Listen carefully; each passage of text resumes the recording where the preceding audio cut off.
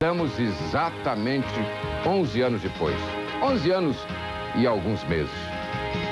Mas esteja certa, a senhora, esteja certo, senhor, que nós estamos com a mesma disposição, a mesma vontade, o mesmo pique, a mesma energia, a mesma vibração que manteve este programa no ar durante 10 anos. Trazendo toda a cidade para a emissora de televisão. Fazendo o povo participar ativamente, dando uma voz ao povo desta cidade. Nós até entendemos que fomos em parte responsáveis pela institucionalização de Brasília enquanto capital política e federativa do nosso país. Quantas pessoas passaram pelo programa Brasília Urgente no passado? É claro que só os mais velhos, os que estão em nossa cidade há mais tempo, foram testemunhas vivas da importância que este programa teve no seu momento. Pensam que durante esses longos 11 anos nós estivemos ausentes? Não. Todos os dias, treinávamos para manter a mesma performance.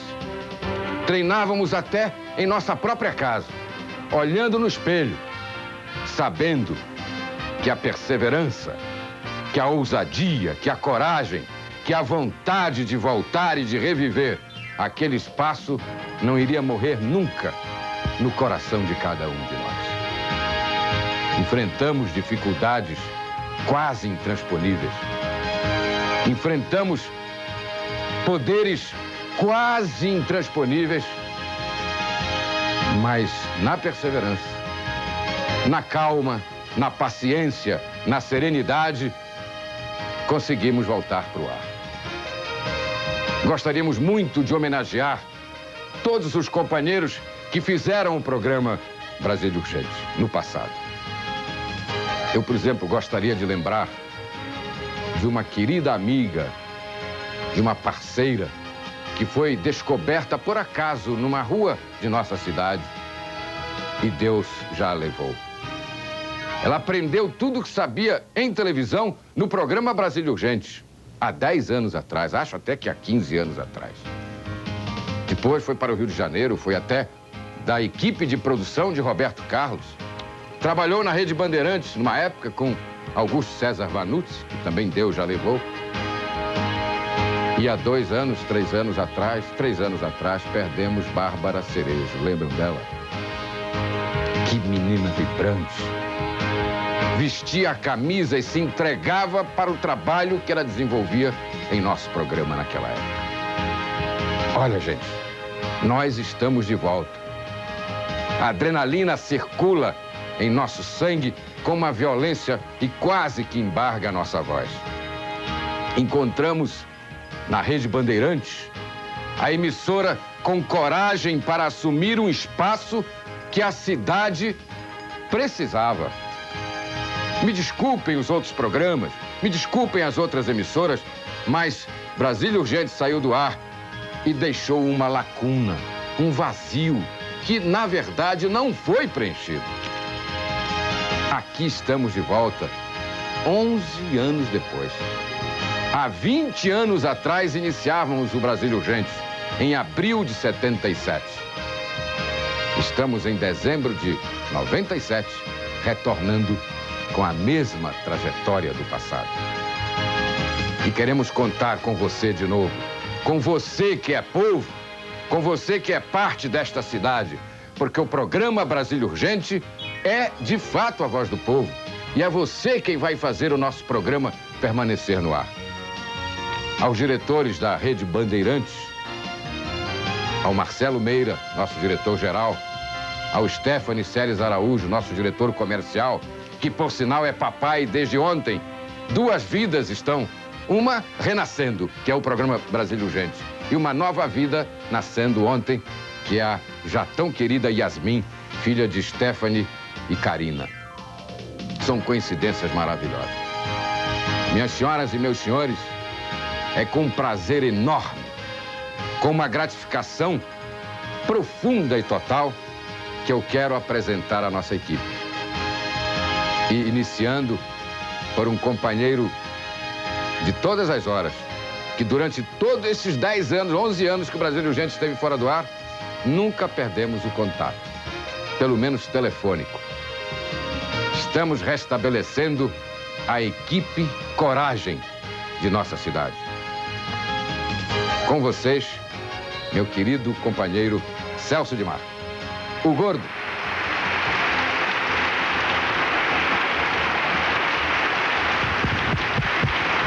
Aí, meu irmão. Firme. Sempre.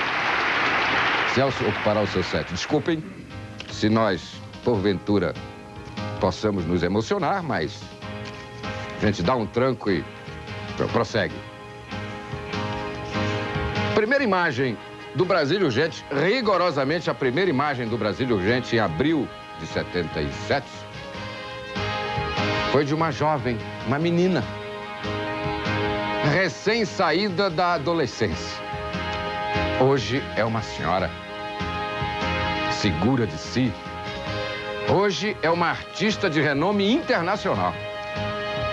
Quando ela saía do programa na época para abrir novos caminhos em sua vida, eu fiquei uma fera com ela, porque eu queria que ela permanecesse em nosso programa. Mas ela tinha outros voos a fazer e fez. Hoje é uma cantora de renome internacional. O mundo inteiro conhece e nós vamos também contar a história dela. Na época, 18 anos. Hoje, não vou nem citar a idade dela. Com muita satisfação e muito prazer, quero apresentar a vocês a minha querida companheira Márcia Ferreira. Ele está cada dia mais bonito. Obrigada. Estou muito emocionada. Eu estou escutando. Desculpe, seu Celso. Daqui a pouquinho nós vamos conversar. Daqui a pouquinho. Temos um companheiro também de todos os carnavais passados. Também amigo de fé, amigo do peito. Fiz o que eu pude para convencê-lo a ter uma participação diária em nosso programa. Um homem sereno, tranquilo, sempre foi o ponto de equilíbrio de nossas diatribes. E ele está nos prestigiando hoje. E eu também fico muito honrado de poder dizer que ele terá uma participação especial em nosso programa, uma participação semanal. Já com um pouco menos de cabelo, já vovô, não é? Na época, quando eu anunciei que ele seria vovô, nós brigamos, ele ficou um mês de mal comigo. Meu querido, prezadíssimo companheiro Raul Siqueira. E a cidade está saudosa de você também. Aí, garoto. Sente ali no set, Raul. Agora, bom, gostaríamos de ter outros companheiros do passado, mas são problemas de ordem profissional. Quem sabe no futuro nós não consigamos atraí-los de novo para permanecer na equipe Coragem desta cidade. Novos companheiros que se integram ao Brasil Urgente. Um homem de ação. No passado era nosso entrevistado constante. Preocupávamos-nos todos da produção muito, porque ele falava muito e se emocionava.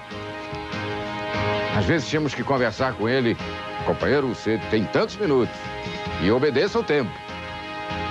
Mas de uma vibração interior, de uma sensibilidade no trato com a pessoa humana notável, magnífica.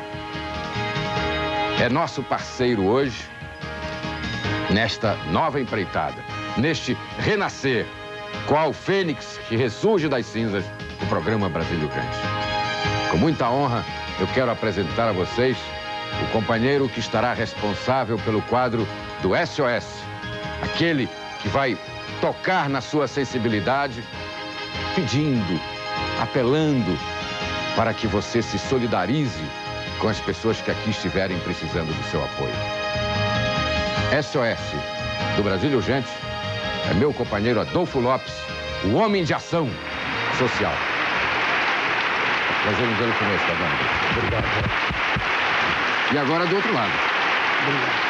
Estou feliz, gratificado. Vá para o seu set daqui a pouquinho, nós vamos ter a oportunidade de ouvir a mensagem de cada um. Outro companheiro que se integra à nova equipe, repórter competente, fruto de minha observação profissional de muitos anos. Quis a coincidência que ele fosse até meu conterrâneo, da minha cidade. Vocês vão perceber a importância do quadro que este jornalista vai fazer todos os dias, que é o direito do consumidor. Você que tem alguma queixa a fazer de algum estabelecimento, algum serviço, alguma repartição pública, continuará tendo no programa Brasília Urgente a sua tribuna. Independente. Não passaremos a mão no ombro e na cabeça de ninguém. Manteremos a nossa fibra e a nossa dignidade. E você, como consumidor, às vezes explorado, espoliado, prejudicado, terá no meu companheiro Hélio Nogueira o seu defensor. Convido Hélio Nogueira. Percebo que é tudo gente boa pinta, né? Se segura, Brasil. Se segura, Brasil. Ocupe seu set. Daqui a pouquinho nós vamos ter essa mensagem. Um outro companheiro novo que se integra, jornalista, que se integra à equipe Coragem do Brasília Urgente. Tenho também um agradecimento muito especial a este novo integrante, porque ele é músico, ele é designer, ele é pintor, ele é o autor do nosso cenário, é o autor da nossa marca e estará aqui provavelmente diariamente, apresentando a você, microempresário, médio empresário, pequeno empresário, soluções, quem sabe, para melhorar a sua empresa, para tirar a sua empresa de determinados sufocos, de algumas situações desagradáveis, porque é um quadro que nós estamos estabelecendo na nova fase do programa Brasília Urgente, chamado Balcão de Negócios. Apresento meu companheiro, meu amigo e autor dessa parafernália aqui de cenário e marca, Ney Garcês. Estreando na televisão, hein? Sua grande estreia. Ocupe seu set. Estou tendo a informação da produção que tem um companheiro nosso. Ah, bom, que pena. É um companheiro que foi criado em nosso programa. Há muitos anos atrás, ele fazia esporte antes.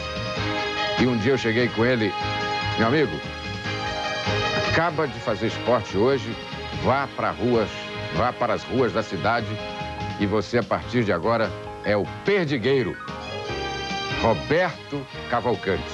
Infelizmente, não podemos ter Roberto Cavalcante em nossa equipe, por estar em outra empresa, em outra emissora, e está na linha. Estamos tentando viabilizar tecnicamente que o Roberto, me parece que gostaria de dar uma mensagem ao nosso programa. Se não der para entrar, Roberto, não tem problema. O fato de você já ter ligado já nos comove. E entendemos perfeitamente a sua situação profissional. Perfeitamente. Até porque o programa Brasília Urgente não quer retirar ninguém de outras emissoras, não é? A equipe que nós reconstituímos e que estamos constituindo são de pessoas que não têm, profissionais que não tinham nenhuma ligação com nenhuma outra emissora de nossa cidade. Oi, Celso. Eu acho que nós chamamos todo mundo, você vai chamar o Márcio agora, né? Mas logo em seguida eu gostaria de que nós lembrássemos de que tem alguém que, mais do que todos nós, está com as suas mãos sobre nossas cabeças e nos trazendo de volta, que é Deus. Beleza, Celso, é isso mesmo. Daqui a pouquinho eu quero que você fale mais um pouco e nós vamos ter um pastor de uma igreja evangélica Nós vamos rezar uma oração. Olha, esse primeiro programa é um programa completamente especial. Daqui a pouquinho nós vamos ter o governador Cristóvão Buarque, que ocupará uma boa parte do nosso programa hoje. Vamos fazer uma entrevista com o governador e estou sabendo neste momento que acompanhando o governador Cristóvão Buarque está a primeira-dama, sua esposa, Dona Gladys Buarque. Vamos aí entrevistá-los. Teremos também um assunto polêmico, que é o Dr. Mário Pedro, andrologista e urologista, e outros assuntos quentíssimos que ainda vamos desenvolver em nosso programa de hoje. Uma novidade. Igual o Roberto Cavalcante no passado, homem da área de esporte, profissional da área esportiva, de repente se revela um repórter da melhor competência, da maior qualidade. É quem vai falar com vocês todos os dias em nosso link direto da estação rodoviária. Parece até que virou um programa familiar. Eu apresentei ainda agora a Márcia Ferreira, pois é o Márcio Ferreira. Está lá na rodoviária e vai falar conosco direto, ao vivo, em nosso link. Márcio, chegue junto. Sinta-se abraçado, prazer fazer parte dessa equipe. Daqui a pouquinho o Márcio volta, já para, quem sabe, realizar algum trabalho em nossa estação rodoviária. Boa tarde, cidade. Boa tarde, Brasília. O Brasil Urgente está no ar de novo.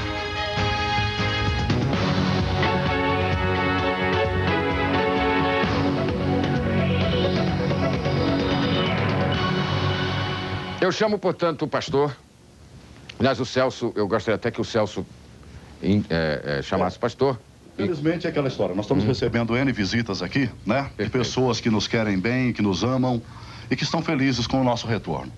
E uma dessas visitas é do pastor Adilson de Oliveira, é sobrinho do missionário Dorival de Oliveira, que todos nós conhecemos em Brasília, e que veio trazer o abraço do missionário a todos nós. E é lógico, é evidente, já que estamos todos aqui, nada melhor do que agradecermos a Deus e estarmos de volta. Porque eu acho que a mão de Deus realmente está sobre nós nesse momento. Rezando um Pai Nosso, pastor? Isso.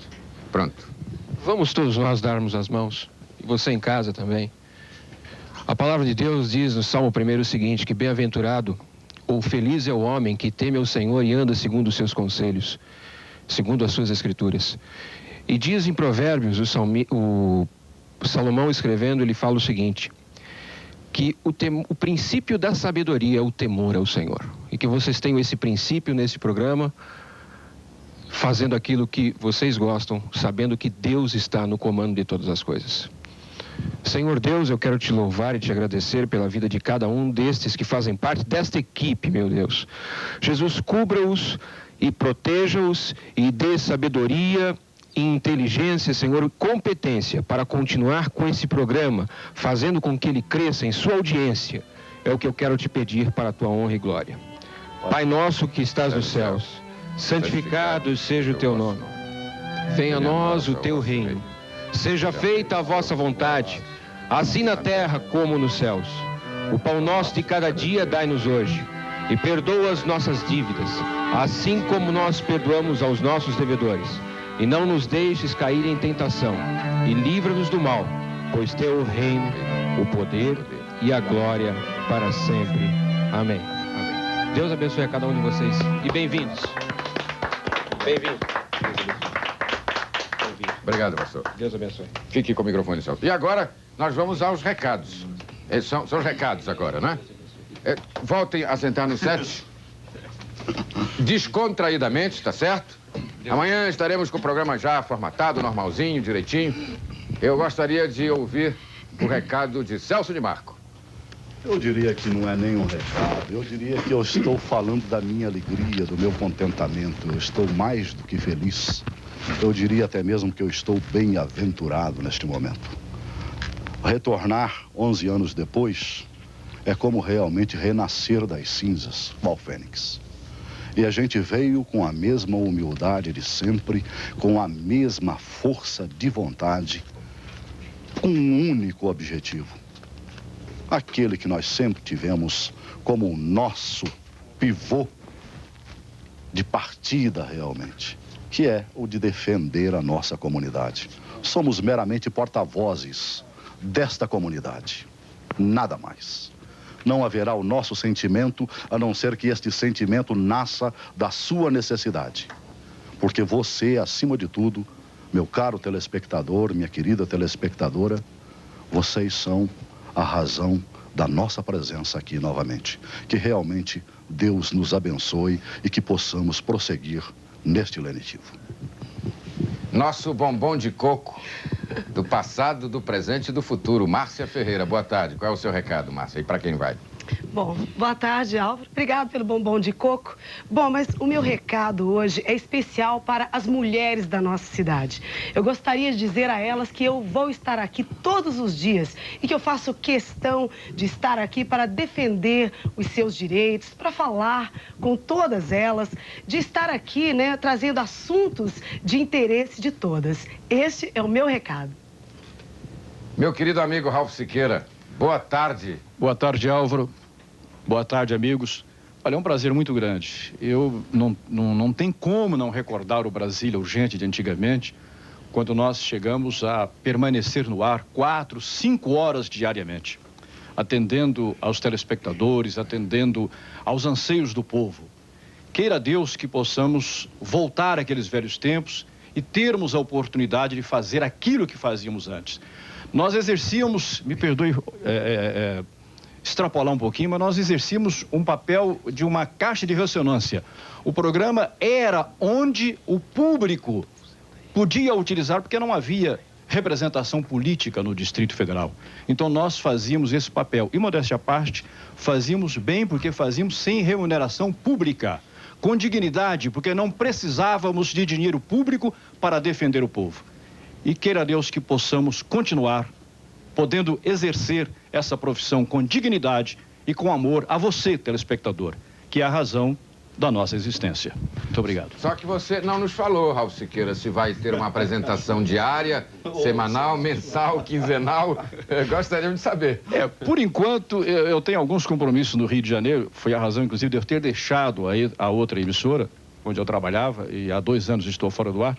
Primeiro, porque eu gosto de programa participativo e não estava podendo ter o público participando da maneira como eu gosto.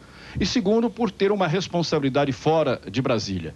Então, por enquanto, semanalmente. Posteriormente, se Deus quiser, diariamente. Ok. O recado do nosso homem de ação social, Adolfo Lopes. Para quem vai e qual é o seu recado de hoje?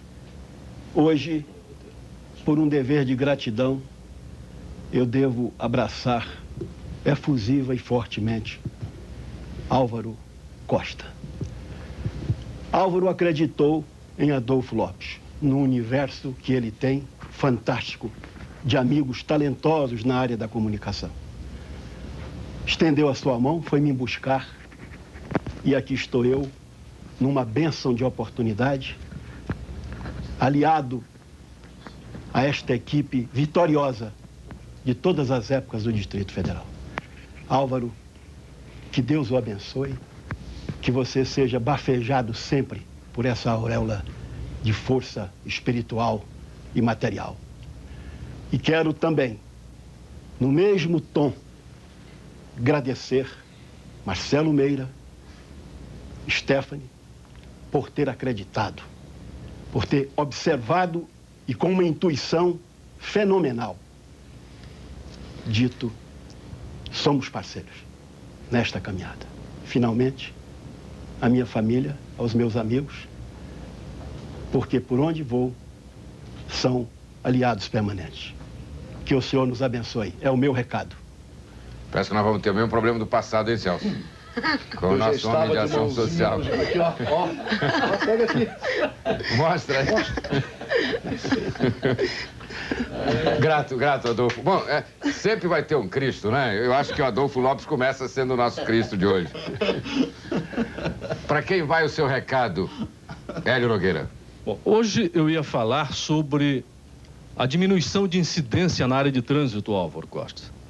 Mas eu quero falar aqui sobre a satisfação que eu estou tendo em participar deste programa, no meio dessa gente que conhece o Brasília Urgente, que fez o Brasília Urgente, tem a experiência profissional de fazer ao vivo um programa, e a cores, né? Um programa com este nível. E eu agradeço a vocês, primeiro, a Deus, depois a vocês, a essa equipe aqui, por ter me dado essa oportunidade de estar aqui. Este é o meu recado. Com um adendo, nós estamos aqui para defender o seu interesse, desde que hajam assuntos relacionados à defesa do consumidor. Esse é o meu recado, Álvaro Costa. Ok, olha, você, ouvinte, você, amigo, você, amiga, pode participar do nosso programa a partir de agora. Temos o Linha Direta, que você vai poder formular perguntas ao vivo, e o Hélio lembrou bem, programa ao vivo, não tem nada gravado aqui. Aliás, desculpem, tem as nossas reportagens externas, como hoje vamos ter uma reportagem de acidentes, que eu esqueci, inclusive, de comentar, mas estou aproveitando para comentar, que é o nosso repórter Celso Águia Uno, nosso repórter especial de trânsito. Vamos dar uma ênfase muito forte ao trânsito, mostrando os acidentes para ajudar esta cidade a reduzir o número de acidentes de trânsito. Nosso companheiro Ney Garcês, boa tarde, e para quem vai seu recado hoje? Boa tarde, Álvaro, boa tarde essa equipe. Muita gente bonita, né?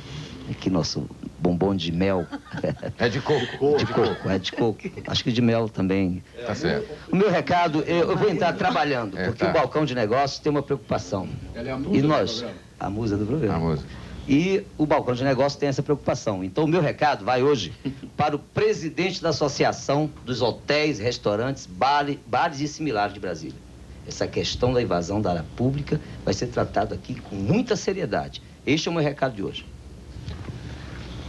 Você também pode participar do nosso programa através do e-mail. Estamos modernizados, não? Temos até um e-mail. E teremos um fax. Não sei se já está instalado, acho que ainda não. Mas entre hoje e amanhã estaremos também dispondo de um fax para você encaminhar suas perguntas à nossa produção e, consequentemente, ao estúdio. Linha direta, e-mail, fax, todos à sua disposição. E se você quiser anunciar conosco, nós também vamos mostrar o número de telefone para você. Daqui a pouquinho estaremos com o governador Cristóvão Buarque. Segue Brasília Urgente.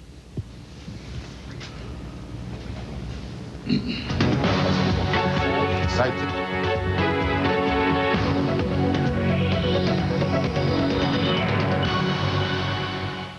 Primeira entrevista do nosso programa não poderia deixar de ser com o governador do Distrito Federal, até para nos prestigiar. E ele, muito simpaticamente, muito atenciosamente, nos recebeu ontem em seu gabinete e concordou. E estamos aqui com o governador Cristóvão Buarque. Eu já gostaria de colocar logo uma coisa, governador. No passado, o senhor foi reitor da universidade. Então, sua trajetória sempre como educador. Hoje, o senhor é governador. O senhor, no passado, em algum momento, previu que poderia haver uma mudança dessa na sua vida? Não. Governador, eu nunca imaginei. Mas antes disso, deixa eu aproveitar o fato de ser governador e dizer da minha satisfação, e aí eu acho que eu falo mesmo em nome de todo o povo do Distrito Federal, de ter vocês de volta, vocês especialmente, toda a equipe, depois de tanto tempo. Eu lembro de tanto tempo que eu vi o Brasília Urgente como simples telespectador e sempre fui um admirador. Agora é provável que, como governador, eu leve umas pancadinhas do programa, mas o programa é para isso. Se não fizer isso, não está cumprindo sua obrigação. Então, parabéns para vocês que estão de volta aqui, parabéns a Brasília, que tem o Brasília Urgente de volta.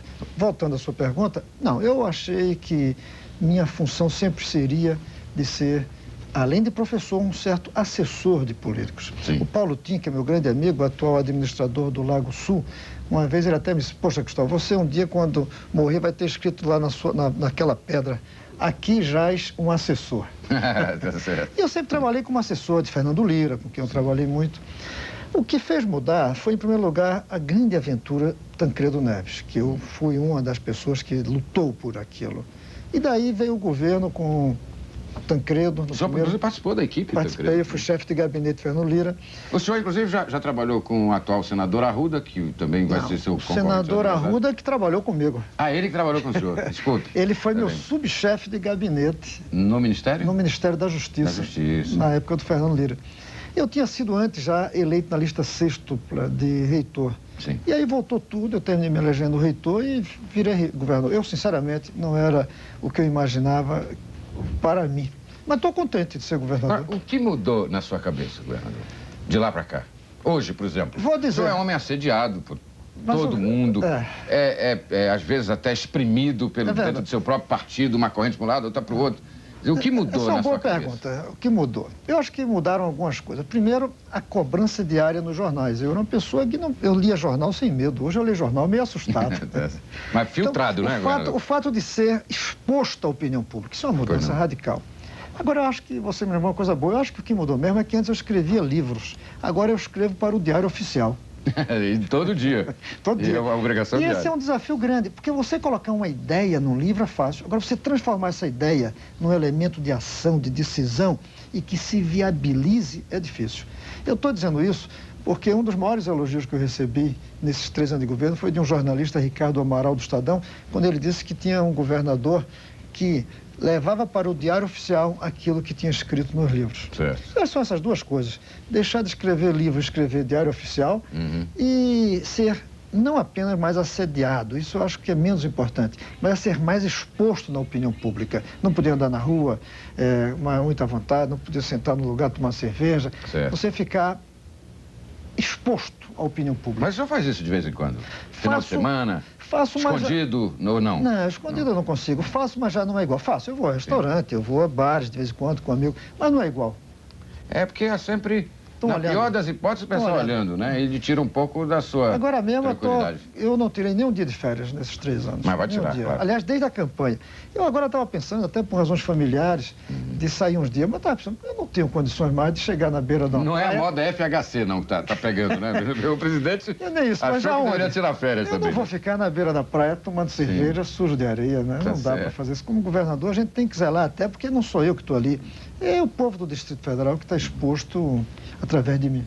Agora, governador Cristóvão, a experiência como governador teria trabalhado a sua cabeça que o fizesse hoje até pensar em se candidatar à presidência da República? O poder é inebriante, como dizem, governador? Veja bem, eu não pensei em ser candidato a presidente. Diversas pessoas começaram a falar e isso me surpreendeu. Sim. Me surpreendeu porque eu sou um político muito novo como político. O primeiro cargo que eu disputei, que eu ganhei, só tenho 3 anos disso. De repente já surgi como nome nacional. No primeiro momento, quando apareceu o nome, eu até ria, brincava. Sim. Não reclamava, porque quem é que vai reclamar de ver seu nome ser considerado para ser presidente da República? Falando francamente, eu até gosto. Até achei ótimo. Mas nunca acreditei que isso pudesse ser, porque não é o momento. Sim.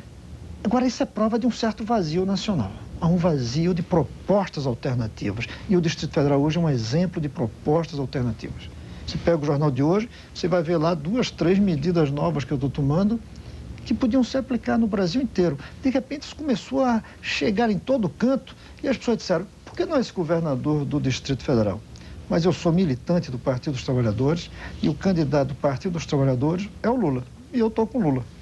Governador Cristóvão, eu já ouvi alguns comentários a respeito. O senhor se considera, de fato, tendo o perfil do PT? Qual o perfil do PT? Nós temos 3 momentos do PT, isso eu sempre disse. Nós temos o PT heróico, aquele do primeiro momento, um grupo de ousados trabalhadores do ABC, no meio de uma ditadura militar que diz, vamos criar um partido de trabalhadores. Com a democracia vem um outro PT, é o PT reivindicatório.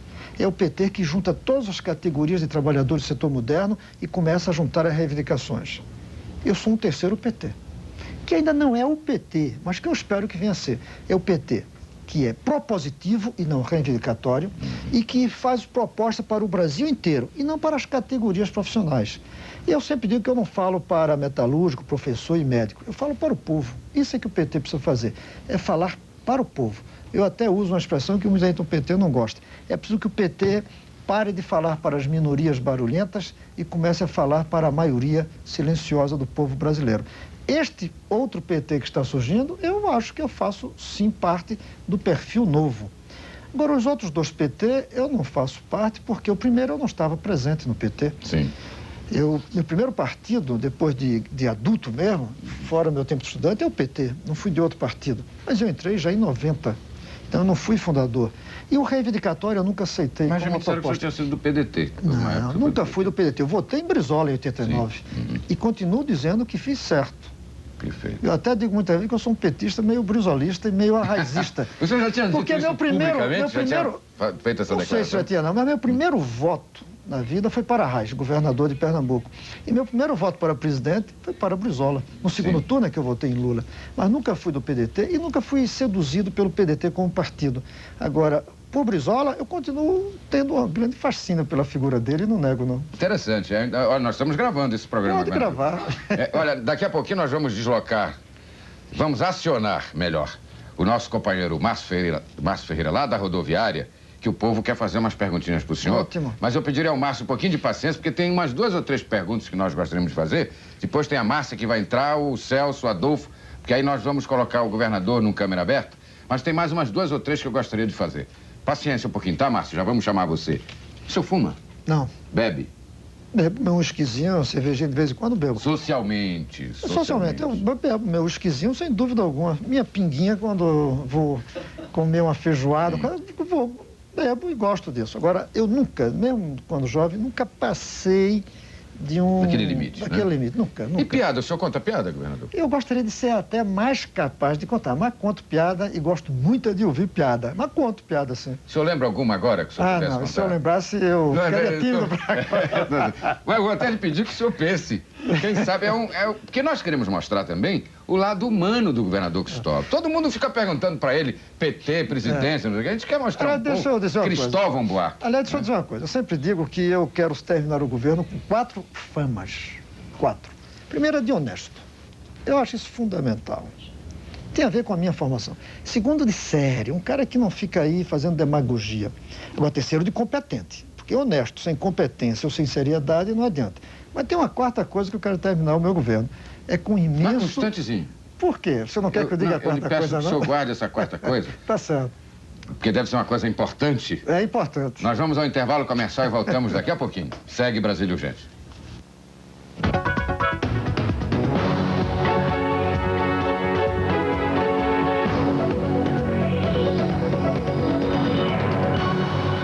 Você pode participar com perguntas ao vivo. Márcio Ferreira está lá na estação rodoviária. Já sei que tem pessoas lá para fazerem perguntas. Vamos já jogar para aí, tá, Márcio? E nós estamos com um pequeno problema na linha telefônica aqui, mas também estará resolvido no linha direta. Aliás, já está resolvido, né? Se você quiser fazer sua pergunta, pode fazer, que o governador estará disposto a responder qualquer pergunta, desde que não seja pergunta obscena, né? Íntima. Por exemplo, vai perguntar ao governador, e a dona Glédia, está satisfeita? Não, não vai perguntar isso para o governador. O governador tem tempo, né? Isso, mas eu ainda vou lhe fazer uma pergunta parecida. O governador disse que quer sair do governo com 3 imagens. E iria falar uma 4ª e eu interrompi. São 4. Eu fui dizendo honestidade, seriedade, competência e muito bom humor. Eu não quero sair amargurado, chateado, seja o que for. E eu vou fazer o possível. Até 3 anos eu acho que eu mantive essas 3 coisas. Acho que todo mundo reconhece hoje que esse é um governo honesto, que esse é um governo sério, que não titubeia em dizer não. E que é um governo competente. Dá para ver que a gente está fazendo as coisas. E o bom humor aí é uma coisa minha, eu continuo mantendo. Beleza. Dá licença, governador. Já que o senhor falou em bom humor, sim. Quem é que tira esse seu bom humor? O Luiz Estevão fazendo oposição do lado de lá? Ou o próprio PT, que às vezes consegue fazer oposição do lado de cá? Na verdade, nenhum dos dois exatamente tira. Quem tira são as lutas corporativas. Que aí não é tanto o PT. Certas reivindicações sindicais. Por exemplo, me tira, assim, o bom humor, por pouco tempo, as propagandas do Sindicato dos Professores. Não vou negar. Porque foi 67% de aumento que os professores tiveram na soma total, incluindo ativos e inativos, nesses 3 anos. Aí a gente vai e vê uma propaganda dizendo o governo há 3 anos não dá nenhum aumento. Isso dói. O governo, isso dói. É a única coisa que dói. Até porque a minha relação com o professor é uma coisa fundamental. É até meu sindicato. Eu sempre digo por aí que eu não faço questão de... Não faço questão, não. Mas se eu não for... Amado é uma palavra muito forte. Se nas outras categorias não gostarem muito de mim, não faz mal. Agora, professor me dói. Eu quero ser o governador dos professores. Então, quando eu vejo essas propagandas do sindicato que não são verdadeiras... Porque se dissesse o governador não está atendendo as nossas reivindicações. É verdade, não vai dar para atender tudo. Quando eu vejo dizer, não houve nenhum aumento, quando foi a categoria que teve. Tem categoria que podia dizer, pode dizer que não teve nenhum aumento nesses 3 anos. Tem. Categoria, administração direta, 50 mil. Uhum. Teve em janeiro, logo que eu entrei, que foi o reajuste ainda dos 6 meses do real. Depois não teve mais. Saúde teve? Teve saúde, educação, segurança, esses 3 teve. Mas a Câmara Legislativa, governador, ela consegue realmente embargar o seu governo? Consegue tirar... atrapalhar. Mas não tira o bom humor, porque eu acho até que é o papel da oposição, muitas vezes. O PT já fez isso também com o governador. Isso daí eu enfrento. Não tiro bom, eu enfrento. Aí é briga. Briga é briga, gente. Eu gosto de briga. O senhor é bom de briga? Eu sou bom de briga. Governador. Eu até gosto... Com bom humor. Não sei se é possível brigar eu até com gosto quando eu vejo lá algumas declarações de um deputador de, porra, aqui tem uma boa briga para eu entrar. Então não tira o bom humor. Bom humor tira o aliado. Bom humor tira o aliado, respondendo a sua pergunta. Quando não entende as coisas... Governador. O senhor está dizendo, é porque o governador, ele falou um palavrãozinho, ele nem percebeu. É verdade. Eu quero saber o seguinte, quando o senhor fala aquilo, polícia do Rio, em que momento o senhor fala isso? De vez em quando. De vez em quando? De vez em quando. Governador Flávio. Governador. Quando eu leio o jornal, por exemplo. Tá certo. Governador, é certo que o princípio administrativo da alternância no poder foi considerado e é ainda o mais saudável de todos. No entanto, nós tivemos aí uma emenda transformada depois em caráter definitivo, até a Constituição acolheu, falando da possibilidade de se reeleger. Eu lembro de alguns apontamentos do senhor que, em princípio, não aprovava isso. E, de repente, o senhor já desfila como se fosse aceitando essa caminhada de reeleito. Como é que fica isso com esse princípio administrativo? Vou dizer, bem, em primeiro lugar, eu quero dizer que eu sempre defendi uma reeleição e só uma para todo mundo. Isso está em diversos trabalhos que eu fiz. Conversei mesmo com o Álvaro sobre um trabalho que eu chamo a Revolução das Prioridades, em que eu punha 100 medidas para mudar o Brasil. Uma delas era, isso em 90, todo mundo deve ter o direito de se reeleger uma vez. E só uma, todo mundo. Deputado, por exemplo, só uma vez. Senador, vereador, líder sindical. É ruim esse negócio do líder sindical ficar 10, 15 anos como líder sindical. Ele perde o contato até com a sua profissão. Então, eu sempre defendi uma reeleição. Agora, na reforma da Constituição, eu disse, para quem foi eleito por 4, só deveria ser candidato pela reeleição se houvesse um plebiscito nacional. Lamentavelmente, a Constituição foi reformada sem incluir a consulta popular. Por que que aqui a situação é de que eu possa vir a ser candidato? Porque eu defendo a alternância do poder, sobretudo das pessoas, mas eu defendo que os projetos bons continuem. E o que se está vendo aqui é hoje uma ameaça de grandes projetos, que a meu ver só vão dar resultado de fato daqui a 10, 15, 20 anos, quando essas criancinhas estiverem grandes, pode se interromper em 98. Eu acharia que seria muito melhor outra pessoa conduzir essa bandeira.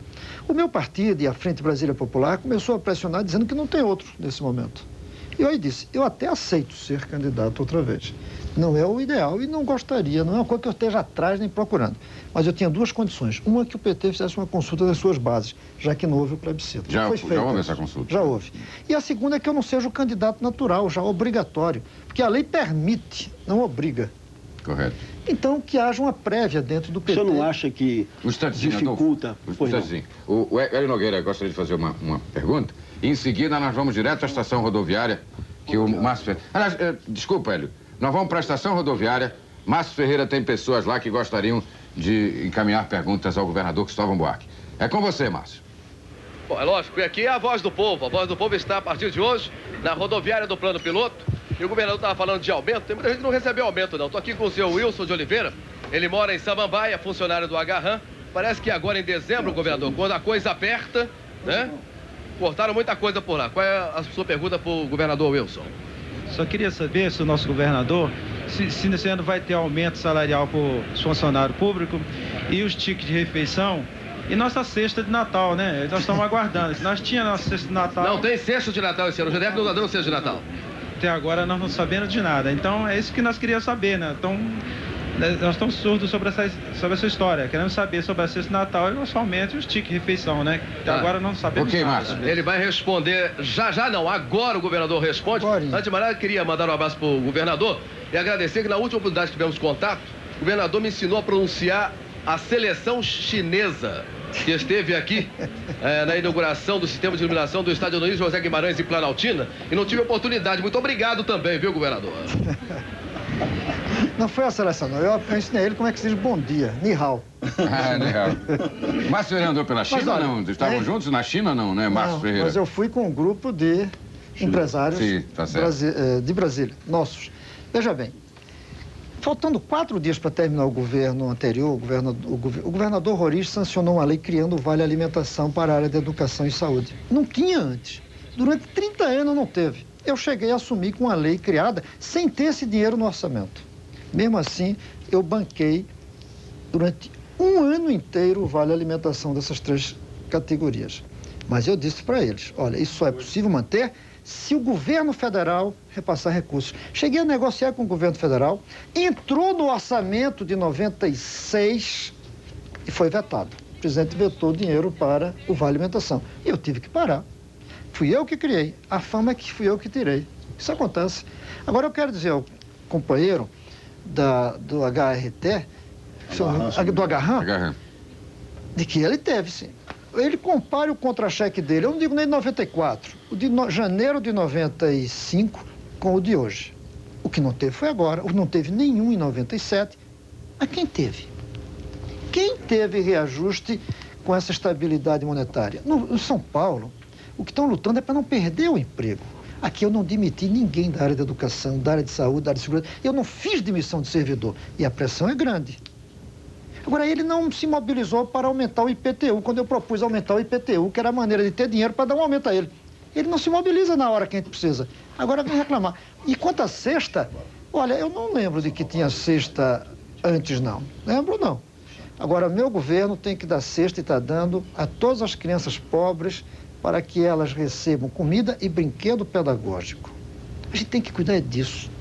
E tem que aumentar o salário do trabalhador. Não é com cesta básica que a gente resolve o problema do trabalhador. Mas o senhor pretende demitir, governador? Todos os governadores que vão demitir com a reforma aí administrativa? Eu não pretendo demitir. Eu acho que, de fato, o povo tem o direito de demitir incompetente. Não sou nem o governador. Mas o senhor tem incompetentes no seu governo? Me desculpe mais uma vez. O senhor vai responder essa pergunta daqui a pouquinho, junto com Hélio Nogueira, e mais uma participação do Márcio Ferreira, da Estação Rodoviária. Segue Brasília Urgente.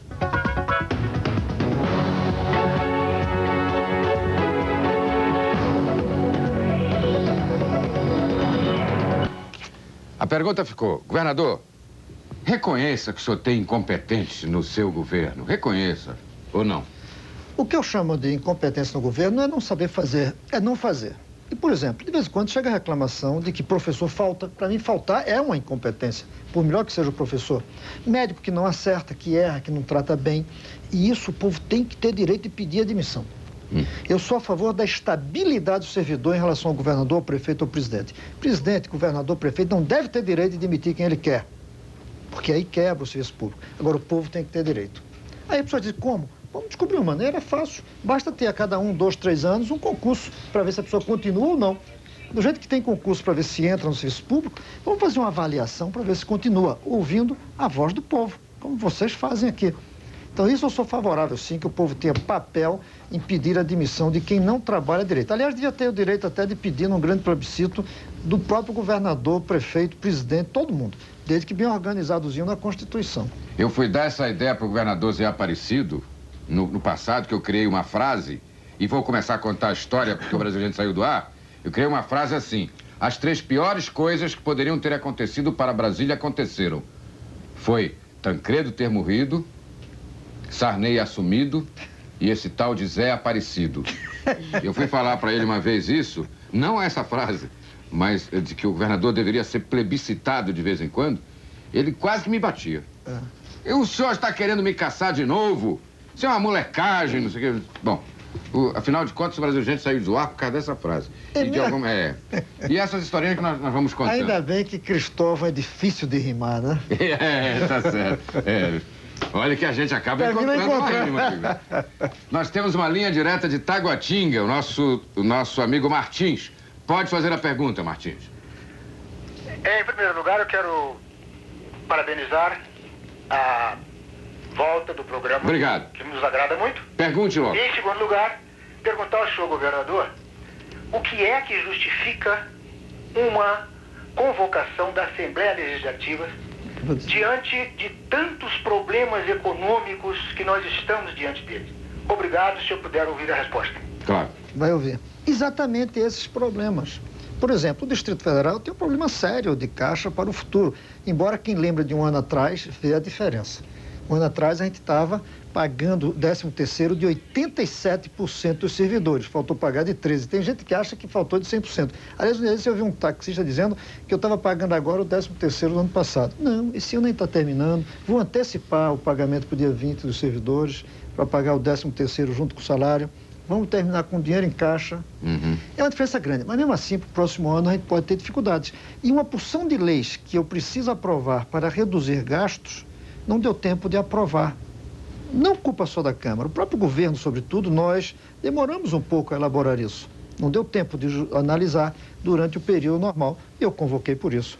Vai custar um dinheiro? Vai. Mas o que a gente vai ganhar em 98 com isso, em termos de redução de gastos, vale a pena. Governador, uma pergunta para o senhor. Na área da segurança pública, o senhor disse que o seu governo está assentado num tripé: educação, saúde e segurança. Esta semana, na Samambaia, ocorreu uma cena fria e dramática, governador. O comerciante Agripino Antônio Oliveira, da panificadora paulista da Samambaia, foi friamente executado durante um assalto. 3 elementos entraram na sua panificadora, assaltaram, ele não reagiu, assaltaram, mas aconteceu um fato. Por uma frase só do Agripino, ele perdeu a vida. Ele disse o seguinte: vocês já estão repreendidos por Jesus. O bandido voltou e atirou na cabeça dele. Esse é o retrato da violência da segurança pública. A segurança pública vai mal, governador? Se não vai, o que fazer para melhorar essa situação? Agora mesmo houve um assalto no BRB do Paranoá. Esse é o retrato da violência? Celso, inclusive, vai dar essa notícia daqui a pouquinho. O que fazer para melhorar isso? Vou falar. Primeiro, eu quero dizer que a prioridade que nós temos aqui é saúde, emprego, segurança e cultura. Educação não é prioridade, é obsessão. Para mim, a educação está num outro patamar, é obsessão. A segurança vai mal no Brasil inteiro, em todas as cidades, vai continuar indo mal enquanto houver tanto desemprego, uma política econômica nacional terrível, uma desigualdade tão grande, crianças fora da escola. Agora, o que é que a gente tem que fazer? O que eu disse na campanha que ia fazer, que eu estou fazendo. Primeiro, lutar contra a violência do futuro, colocando todo menino na escola, como a gente faz com a Bolsa Escola, criando uma escola que dá ideias éticas na cabeça das crianças, como a escola candanga, que metade das nossas escolas já tem. Isso é jogar para o futuro. Governo que só tenta enfrentar a violência agora, nunca vai vencer a luta contra a violência. Agora, não pode ficar só no futuro. Domingo eu estou inaugurando uma delegacia e 2 batalhões de polícia só no PSU da Ceilândia. Foram muitas, a Santa Maria, Samambaia. Aumentamos o número de policiais, tem a polícia comunitária e sem estar fazendo tudo o que é possível. E se você olha e compara hoje com antes, e compara Brasília com o resto das grandes cidades brasileiras, você vai ver que aqui tem violência, mas que ainda estamos numa situação melhor. Alguns crimes aumentou esse ano, mas a maioria dos crimes reduziu-se. E o crime que mais cresceu foram os crimes dentro de casa, domésticos. Assassinatos dentro de casa, por familiares, estupro dentro de casa. Fora, tem sim violência e ninguém vai negar isso. Agora, compare o Distrito Federal com o resto do Brasil e você vai ver que aqui, pelo menos, há um controle da polícia. Eu não sei se já foram presos esses, mas, em geral, a gente está evitando mais Já foram presos, Hélio? Já? Não tenho conhecimento. Não tem também, mas pode ficar certo que provavelmente vai ser preso. Aqui a gente consegue prender. Teve um assalto hoje, mas a gente consegue interromper, consegue impedir, consegue prender. Prenderam uma semana que estava tentando assaltar o BRB, uma agência do BRB. Não está bem. Segurança no Brasil inteiro. A gente está fazendo o esforço da gente. E tomara que a nossa cidade não perca essa aura de tranquilidade. Deixa eu falar mais uma coisa. Relativa, né? Como emprego. O desemprego cresce aqui. Mas nenhum lugar do Brasil criou emprego como a gente. Começa aqui a Bolsa Escola, são 22.400 empregos. Se você somar todas as fábricas novas de automóvel que vieram para os outros estados, não dá 10 mil empregos. Aqui a gente criou 22. Aqui vai falar daqui a pouquinho sobre Bolsa Escola. Mas aqui tem 600 obras em andamento. Aqui nós temos o BRB Trabalho, as agroindústrias familiares. Aqui nós temos 60 mil empregos nesses 3 anos. O desemprego aumenta. É claro que vai aumentar. Se lá fora, no Brasil inteiro, só tem desemprego. Cada vez que a gente cria um emprego aqui, vem 2 desempregados a mais. Até porque Brasília continua sendo a esperança. Perfeito. Nós vamos deslocar, mais uma vez, a nossa unidade externa. Está lá na estação rodoviária, posto avançado, Márcio Ferreira e o povo na rodoviária.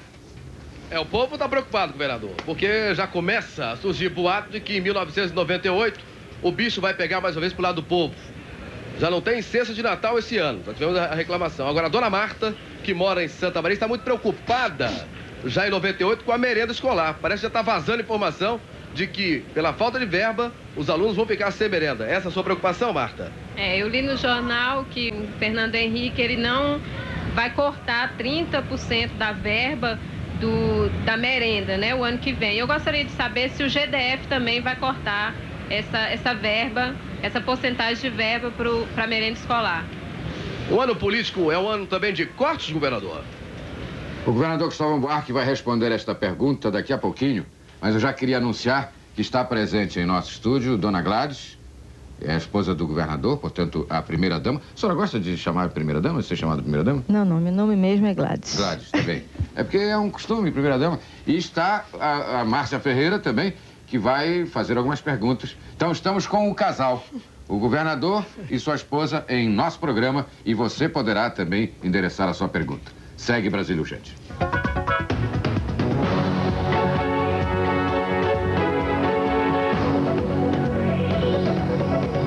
Direto para o governador Cristóvão Buarque responder a pergunta daquela senhora lá da rodoviária. Não fez a pergunta? Fez. Sobre a merenda escolar. Claro, você vai haver corte na merenda escolar. Não vai faltar merenda escolar. Pode faltar tudo mais, porque dinheiro só dá para uma coisa. Então, de repente, vai ter outras pessoas reclamando. A merenda não vai faltar. O governo federal, de fato, está cortando 4 milhões do dinheiro que deveria repassar para nós, para a merenda escolar. Está cortando no Brasil inteiro. Aqui, a gente vai descobrir de onde é que tira, mas não vai faltar merenda escolar. Aliás, aqui tem um problema contrário. Tem merenda escolar, às vezes falta merendeira para distribuir. Isso eu não prometo. A gente vai ter que descobrir um outro jeito, se for preciso, de distribuir merenda. Mais empregos, não. Claro que tem mais emprego. Estou contratando agora 4 mil professores. Agora, mais merendeiras... Mas logo o professor que está cutucando, atazanando sua vida? Não importa. Brasília precisa de professor e professor. E o Brasil precisa de professor e professor. Porque precisa mais fora do que aqui. Aqui, pelo menos, já tem um bocado. Agora, merendeira, a gente pode até ter dificuldade de contratar. Aí eu peço que as mães ajudem a distribuir a merenda. Boa Aí ideia. eu penso que a sociedade ajude a distribuir a merenda. A merenda não vai faltar. Márcia Ferreira, você e Dona Gladys. Bom, primeiramente eu gostaria de dizer que é privilégio receber o casal, governador Cristóvão Buarque e Dona Gladys. Agora eu sei, né, muita gente fica assim se perguntando, meu Deus, o que é que faz a esposa do governador? Ela fica só dentro de casa, esperando o marido, ficar lá assistindo televisão, vendo as pessoas comentar muita coisa a respeito do governo, ou ela fica ali atuante, caminhando junto com o marido ali? Como é que é? Moleza essa pergunta, hein, Dona Gladys? Moleza. Na mentalidade nossa de brasileiras, acho que antigamente talvez fosse esse tipo de imagem que fosse feito da pessoa que é casada com um político.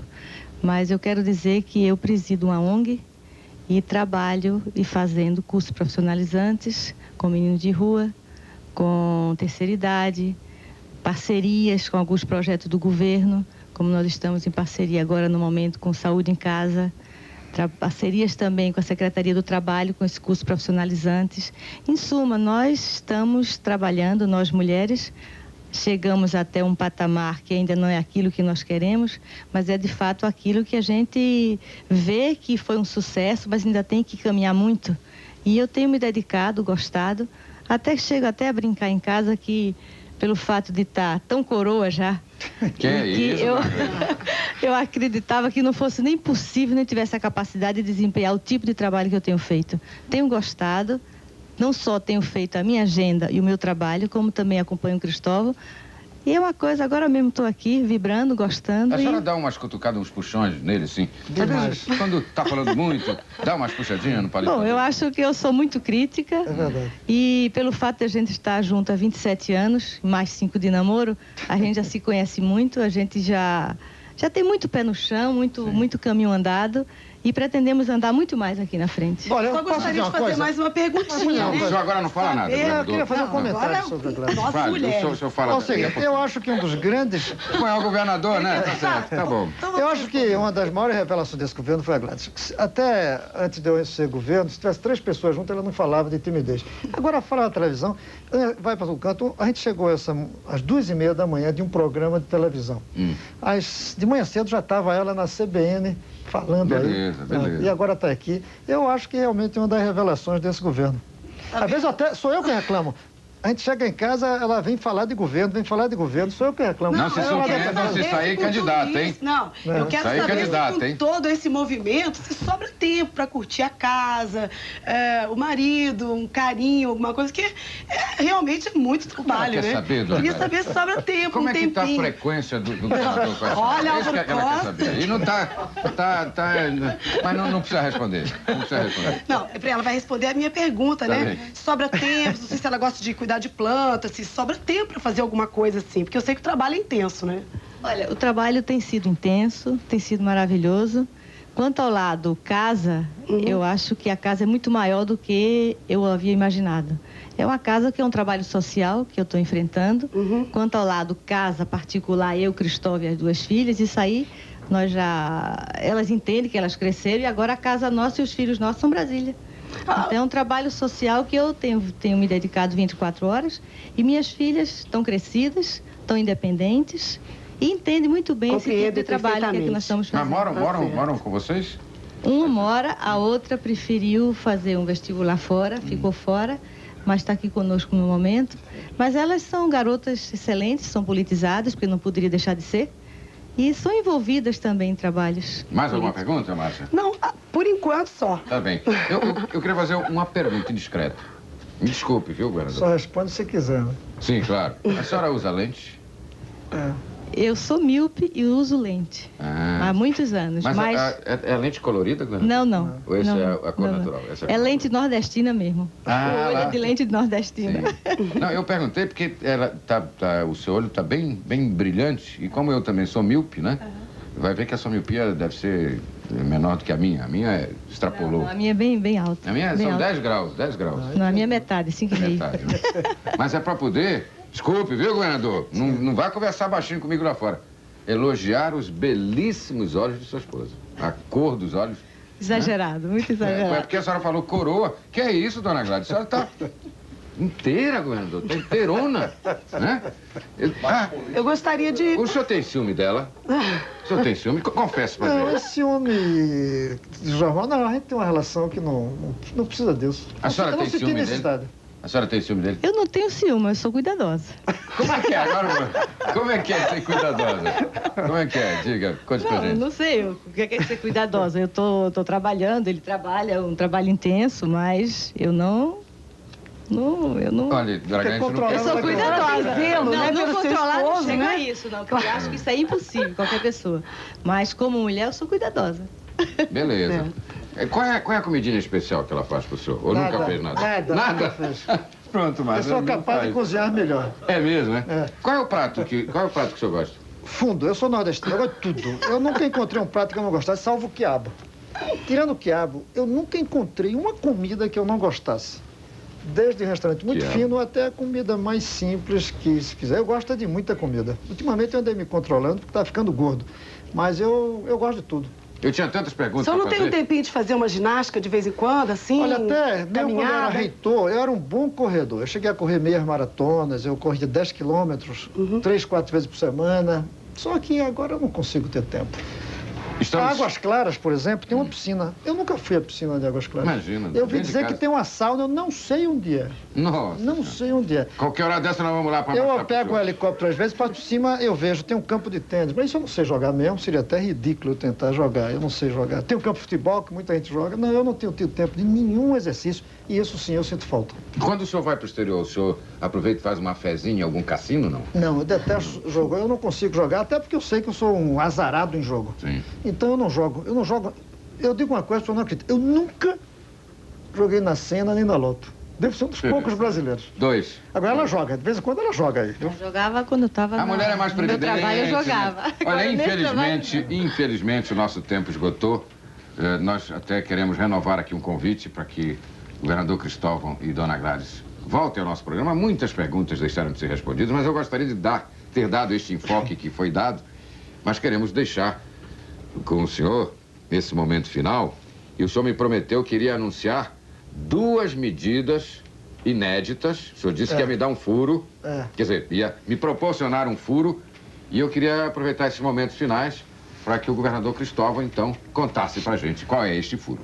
Eu peço desculpa porque, de repente, vazou um pouco, eu vi que a imprensa soltou. Mas é o seguinte, 2 programas que talvez são inéditos e que são desses que servem para o Brasil inteiro. Um é a sexta pré-escola. Nós vamos dar a cada criança de 0 a 6 anos, desde que já mora aqui há mais de 5 anos a família, desde que a mãe faça um curso uma vez por semana, uma cesta com brinquedos pedagógicos e comida também. Porque sem brinquedo pedagógico a criança não se desenvolve. E o outro, que vai começar em fevereiro, que é a única solução que eu achei para realmente alfabetizar a população, porque os adultos não têm mais interesse em alfabetizar-se. Eu vou pagar para quem se alfabetizar. Agora eu vou começar só com as mulheres. Beleza. As mulheres, porque elas repercutem mais em casa sendo alfabetizadas do que os homens. Além disso, para ver se os homens realmente têm interesse e brigam por isso. Nós vamos pagar, na hora que ela receber o diploma de alfabetizada, ela vai receber uma quantia de dinheiro, que não vai ser muito, obviamente, mas que vai ser o bastante para incentivar. Se a gente fizer isso no Brasil inteiro, acaba com o analfabetismo de adulto em poucos meses. E alguém perguntou, Álvaro, e quanto vai custar isso? É muito? Eu disse, quanto mais custar, melhor. Porque está resolvendo o problema. Sem dúvida. Olha, produção, me perdoa, mas tem uma coisa que eu preciso colocar para o governador antes de encerrar. Momento de Natal, época de Natal, tempo de harmonia, de paz, de amor. Eu gostaria de perguntar para o casal e que deixasse uma pequena mensagem. Tempo de reconciliação. Se o senhor tivesse que promover uma reconciliação agora, governador, com quem o senhor se reconciliaria? Eu não vou falar isso de público, não, porque eu estaria inibindo as pessoas, né? Tudo bem. E a senhora, Dona Gladys? Se tivesse que se reconciliar com alguém? Mas tá na sua cabeça, o senhor se reconciliaria com alguém? Tá na minha cabeça. Do ponto de vista político, eu não tenho nenhuma briga pessoal. Nenhuma pessoal, assim. Agora, politicamente, tem umas pessoas que se afastaram de mim nesse período, que eu gostaria muito que estivessem juntas comigo outra vez. Leia-se... Não, eu não... Vamos deixar para depois aqui. A senhora, Dona Gladys, gostaria de se reconciliar com alguém? Olha, não tenho ninguém para me reconciliar. Só teria que desejar um Feliz Natal e um próximo Ano Novo. Eu acho que é isso que toda Brasília quer e esperamos que no próximo Natal seja melhor ainda do que este. Obrigada. Muito obrigado pela presença do governador Cristóvão Buarque, de Dona Gladys Buarque, de todos os companheiros que participaram. E voltamos daqui a pouquinho. Segue Brasília Urgente.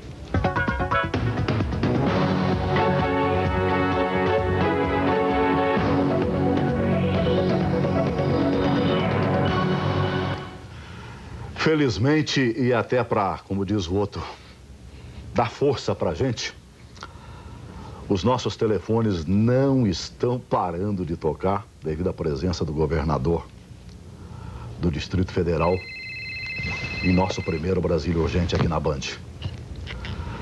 Quero dizer aos amigos que, infelizmente, o tempo passou e a gente não pôde permanecer com o governador. Mas já estamos acertando, nesse momento, o Álvaro está acertando o retorno do governador ao nosso programa. E isso, para, como diz o outro, daqui a pouquinho, não vai passar, acho que, se possível, ainda esse ano, né? E todas as perguntas que estão sendo colocadas através dos nossos telefones, através de e-mail, através de fax, nós estamos registrando e serão todas respondidas oportunamente pelo governador Cristóvão Buarque. E por você ligar, que Deus te pague. Isso deixa a gente, ó, com o coração feliz da vida. Agora, a gente só não fica feliz quando a gente começa a ver que nesse tempo de chuva, principalmente nesse tempo de chuva, os acidentes de trânsito vão se aumentando. O nosso companheiro, um novo companheiro que nós apresentamos agora, inclusive a vocês, fez uma matéria, gravou um acidente, inclusive, muito feio que aconteceu neste final de semana. Nós vamos ver, então, uma matéria sobre trânsito com o companheiro Celso Águia Uno. Vai lá, Xará. Violência no trânsito. Com a chegada da época do Natal, Ano Novo, muitos veículos deixam Brasília e muitos veículos vêm para Brasília. É por isso que o Detran Polícia Rodoviária Militar, Polícia Federal e o Corpo de Bombeiro estão preocupados com essas pessoas que estão saindo e chegando a Brasília usando as BRs próximas, como a BR-60, a BR-70 e a BR-40. Por isso, nós estamos aqui no Corpo de Bombeiros e vamos falar com o Coronel Rocha, que é o comandante do 2º Batalhão de Incêndio, é um dos quartéis que mais corre para acidente automobilístico aqui de Taguatinga. Bom, como nós temos observado, tem acontecido muitas mortes e os acidentes são muito fortes nessa área. Então foram colocados viaturas com um sistema de iluminação ligado nos pontos mais críticos e com isso tem inibido a velocidade, entendeu, dos motoristas. Embora nós tenhamos observado que a falta desse pessoal, do nosso pessoal nessa rodovia, nós observamos que tem acontecido, os acidentes têm acontecido. Então, com isso, nós inibimos bastante, entendeu, os acidentes automobilísticos. Coronel Rocha, nós sabemos que os acidentes nas BRs vão continuar acontecendo, mas se houver uma prevenção, vai diminuir, não vai acabar, mas vai diminuir. Portanto, eu pergunto ao senhor agora, e o Projeto Salve?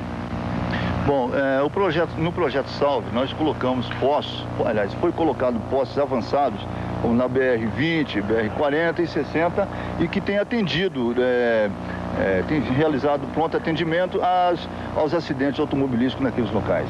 Realmente tem sido de grande valia e nós sugerimos até que em época oportuna que sejam aumentados esses postos, entendeu, para que possa ser atendido nos outros locais.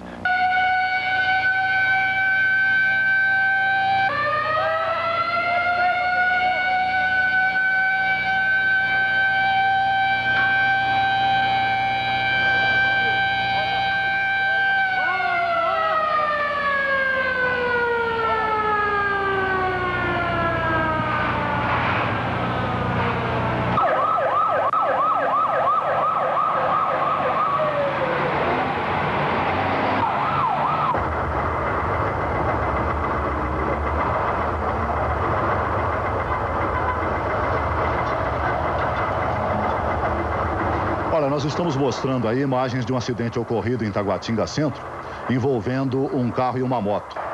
Nós vemos aí o Corpo de Bombeiros prestando assistência a 3 vítimas envolvidas nesse acidente, que graças a Deus não foram vítimas fatais. As pessoas sofreram escoriações, além de prejuízos materiais. Nós, diariamente, aqui no Brasil Urgente, vamos mostrar imagens da violência no trânsito. E aqui, em nossa cidade, em virtude da imprudência quase sempre e também do excesso de velocidade dos nossos motoristas. Vamos tentar alertar a nossa população para que fique atenta e que com isso a gente consiga diminuir os casos de acidente no trânsito aqui do Distrito Federal, que segundo nos consta é um dos mais violentos, o nosso trânsito, de todo o país. Temos imagens realmente chocantes, eu diria até que crocantes, porque tem batidas aí que fazem realmente deixar tudo quebradinho, trincado realmente. Nós mostraremos sempre essas matérias e você vai ficar de olho porque nós teremos, com certeza, infelizmente, muito o que mostrar. Estamos recebendo aqui uma personagem da cidade, me permite chamar assim, Augusto, porque você foi um dos que mais participou naquela primeira etapa do Brasil Urgente, um grande batalhador, realmente. E hoje você retorna, deputado, um homem conhecido em toda a cidade, e de repente, não mais que de repente, um cidadão que está sendo apontado para ser um candidato a governador. É para sair candidato mesmo ou é papo furado só para chamar a atenção para o amigo? Celso, antes de mais nada, eu gostaria de cumprimentar também a você, a todos os seus companheiros, Adolfo, Haroldo, o Álvaro Costa, a Márcia, enfim, desejando que o Brasil Urgente, né, retome o lugar que sempre deixou, né, na memória de todos nós, por ser mais um programa, ou aquele programa que trata dos problemas da cidade, do futuro da nossa cidade. Então nós queremos que seja cada vez mais exitoso o trabalho aqui de vocês. E o candidato? O candidato Augusto Carvalho é para valer. Nós, o Partido Popular Socialista, ainda nesse final de semana, se reuniu em congresso regional, né, e decidiu reafirmar, né, a indicação do nosso nome para as eleições de 98. Então não é para cacifar-se perante os outros partidos. É uma disputa que a gente acha que precisa haver uma alternativa aqui na cidade, aqui no Distrito Federal, né? E nós, como homem de partido, nós enfrentaremos essa batalha. Quer dizer, não é um sonhador, então? Eu tenho uma pergunta aí. É também um sonho. Deputado, de onde virá o dinheiro para essa campanha? Olha, nós sabemos que essa campanha de 98 vai mobilizar as maiores fortunas aqui do Distrito Federal. As caixa 2 e tal, já estão sendo preparadas. Mas precisa dinheiro para isso, Augusto? Sim. Deputado. Eu digo assim, algumas candidaturas já têm isso como um comentário. Não me intimida, né, essa fortuna que será mobilizada. É claro que nós precisaremos ir atrás daqueles apoiadores que de boa vontade, né? Na passada procuraram a Odebrecht. Isso aí é uma questão interna do PT. É um problema do PT. Mas o seu partido fazia parte do contexto, né? Éramos da coligação, mas como sempre, até no governo no atual governo, o PT toma as decisões e leva o prato feito para os outros partidos. Então o PPS não participou de nenhuma articulação com o Odebrecht ou com outras empresas para buscar esses recursos, né? Então nós achamos que para enfrentar uma campanha para governador, aquela contribuição lícita, né, aquele empresário, aquele cidadão que queira contribuir conosco, nós receberemos de boa vontade, de bom grado. Precisamos disso para poder enfrentar essas máquinas de fortuna que estarão sendo mobilizadas. Oi, Adolfo. Candidato Augusto Carvalho, nós percebemos não faz muito tempo que a revista Isto É publicou a nível nacional o que nós chamaríamos de as primeiras pesquisas para governador. E o seu nome apareceu do Roriz disparadamente o grande vencedor na pesquisa, e de repente o jovem Augusto surge com mais de 7 pontos, quando nós sabemos que o próprio Cristóvão Buarque, no início, muito antes, não tinha sequer, estava chegando a 2%. Como se explica isso rigorosamente? Olha, eu fiquei bastante satisfeito com esse índice, né? 8%, faltando um ano para as eleições. E a população do Distrito Federal ainda não sabendo, né, da intenção do PPS de nos indicar a candidato a governador, então 8% me deixou bastante estimulado. Eu quero chegar a índices bem maiores, eu quero ir para o segundo turno. Esse é o nosso objetivo, né? Augusto, agora você, por exemplo, rachou com o PT, certo? Porque vocês estavam juntos no governo passado. Agora, que ainda é governo presente. Agora, por que os outros partidos, por exemplo, não te acompanharam nessa jogada aí? Veja... Principalmente os partidos de esquerda, evidentemente. Na verdade, não fui eu que rachei. O PT nos empurrou para fora do governo. O PT tem uma visão bastante sectária, bastante radical, né, da prática de governo. E não restou ao PPS senão a saída do governo. Aliás, é bom frisar isso que você falou. O PPS e os outros partidos contribuíram e decisivamente para a vitória do Cristóvão Buarque. Bom, nós temos a consciência de que até março do ano que vem nós enfrentaremos uma jornada solo. PPS e PMN que estamos praticamente já definidos em termos de coligação. Mas até lá, eu tenho a esperança de que o PSB, o PDT, o PCdoB, o PCB, enfim, os outros partidos que compõem a frente, né, poderão se descolar do PT para integrarmos uma frente que efetivamente seja de uma coalizão democrática e que tenha uma proposta mais aberta, mais flexível. Você lembra quando, às vezes, eu brincando contigo, eu entrevistando, eu dizia assim, um passarinho me contou? Ele continua me contando um bocado de coisa. Esse passarinho me contou de que o próprio PT vai chamar Augusto Carvalho para sentar e que será oferecido ao Augusto o lado do Senado. Você sairia candidato a senador, o Cristóvão sairia como governador e ficaria tudo como dantes no quartel de Abrantes. Não, o quartel ficará realmente desarrumado, porque essa proposta já foi recusada por diversas vezes.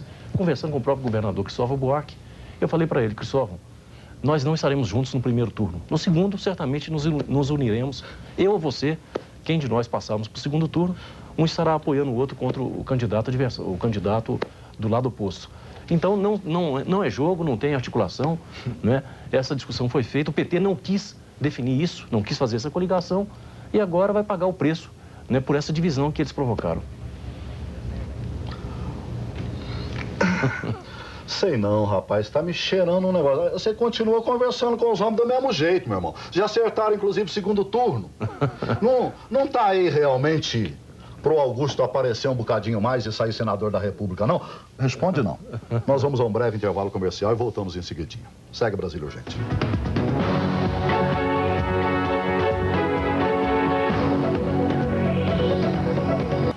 Nós retornamos aqui com o deputado Augusto Carvalho. Você desculpa, eu te chamo de Augusto toda hora, mas é aquela intimidade antiga do velho conhecido, com certo? Toda, me desculpa, às vezes, de omitir o deputado. E ficou a pergunta. Eu tô achando que o namoro já começou. PT, você e PT, como é que fica aí? Veja, nós vivemos uma democracia e o diálogo tem de ser a base dessas relações. Então nós discutimos com o PT, discutimos com os outros partidos da Frente Brasil Popular e até com os adversários a gente tem de conversar civilizadamente.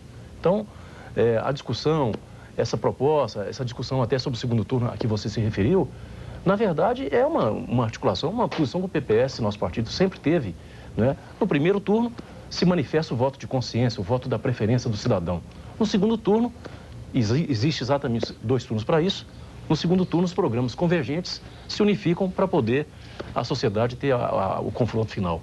Então não tem jogo escondido nisso aí, é uma conversa franca, aberta, né? E cada um bastante determinado nos seus objetivos. Você já está pregando então adesivo Augusto, governador? Os amigos fizeram esse adesivo e estão passando a nossa campanhazinha, né? Não pode ainda colocar governador porque a lei eleitoral é bastante restritiva, né? Só a partir das convenções oficiais. Tudo bem. Mas a batalha está... Com certeza lançada. A gente vai voltar a conversar e conversar bastante. Com toda a disposição. Obrigado. Aqui à disposição de vocês. Segue Brasília Urgente. Um assunto que estará sempre em nosso programa, quase todos os dias. Saúde. Outro assunto, comportamento humano. São assuntos que nós queremos que a população participe através do Linha Direta. Telefone, ligue, que a pessoa que estiver aqui, a autoridade ou entrevistado, responderá a sua pergunta tranquilamente e ao vivo. Também poderá mandar por fax, depois nós vamos lhe dar o número do fax, tá bem? Um velho frequentador dos programas que eu sempre fiz, tanto na televisão quanto no rádio. Um médico, aliás, meu médico pessoal, meu médico particular, que é o Dr. Mário Pedro, urologista e andrologista. O que é o médico andrologista, Dr. Mário? Boa tarde, senhores. O médico andrologista é o médico que trata da disfunção sexual masculina e da infertilidade masculina, ou seja, da impotência e da incapacidade que o homem tem de gerar filhos.